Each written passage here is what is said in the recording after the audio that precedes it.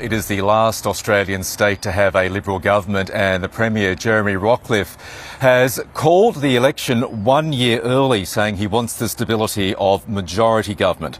State Labor leader Rebecca White is looking to avoid a third consecutive election loss for her party, but it's the minor parties that could very well hold the balance of power here as Australia's island state increases the number of seats it's got in its parliament from 25 to 35.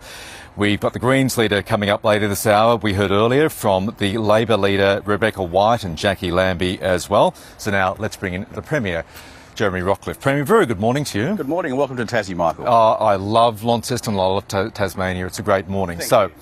The Liberal Party's been in power for 10 years. At the end of that 10-year period, we've got a housing crisis, we've got a hospital system in deep disarray, it's fair to say, $6 billion worth of state debts.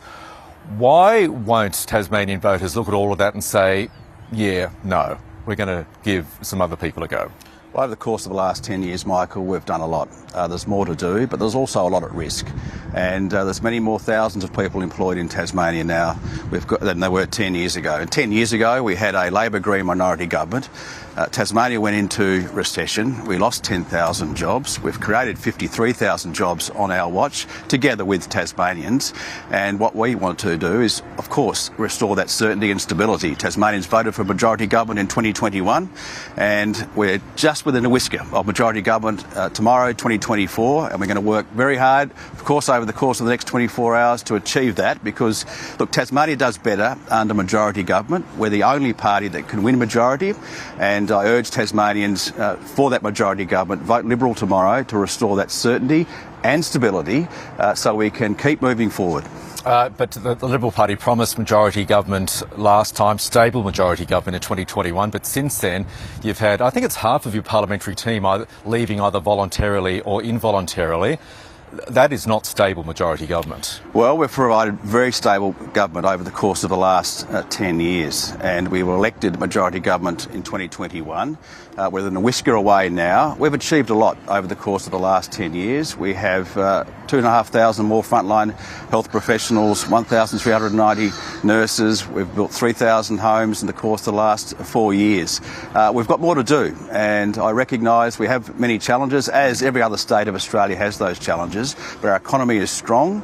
We've gone from economic laggard in the last 10 years ago to leading on most economic indicators across the nation, and that's due to the great work of the Tasmanian people and our government having the right policy settings so people can come to Tasmania to live and invest and create opportunity. But for all long-serving governments, there comes a time when voters say it's time for a change.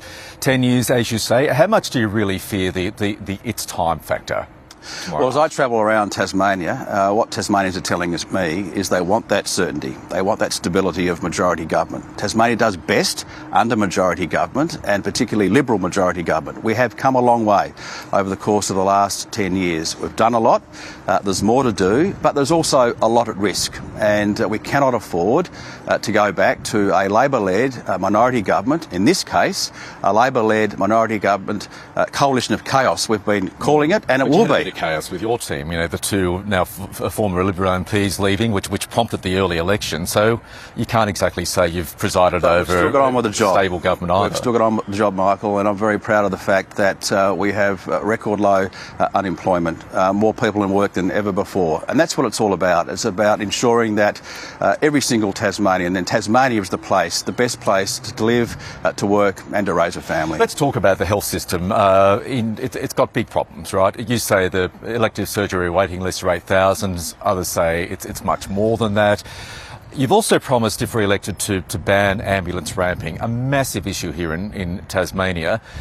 How do you do that? The plan is to have patients wait no more than 30 minutes before being transferred from the ambulance on the ramp to the emergency department. How do you do that when the health workforce is so stretched already? Well, speaking of the health workforce, fantastic people, and our health workforce. There's not enough of them here. Our health workforce has ensured that we have had more elective surgeries per capita than any other state of Australia. That is fantastic. Everywhere around Australia, there are challenges with ramping, and what we're going to do, and clearly in our commitment, is end ramping. That is working together, investing more in our health system, but also ensuring that we get the right protocols around that transfer of care and that access and flow. And we've got the protocol in place, 60-minute protocol implementing now, and we're going to be very measured, considered, and also this will be clinically led. So we'll go from 60 minutes to 45 minutes to 30 minutes in a few years. We can achieve that, and Tasmanians want us to achieve that and keep investing in our health system. With all of the pressures on the budget, and clearly the health system needs a lot more money thrown at it, why are Tasmanian taxpayers paying up to $375 million for a new AFL stadium? Well, we can have both. Tasmania is a fantastic place to live, to work, to raise a family and invest.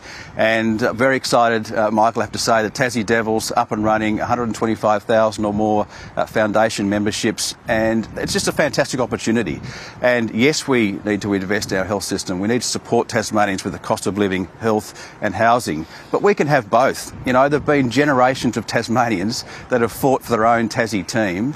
In the future, we'll have generations of Tasmanians playing for their own Tassie team in the AFL. And for me, that's really exciting. We've fought hard for it.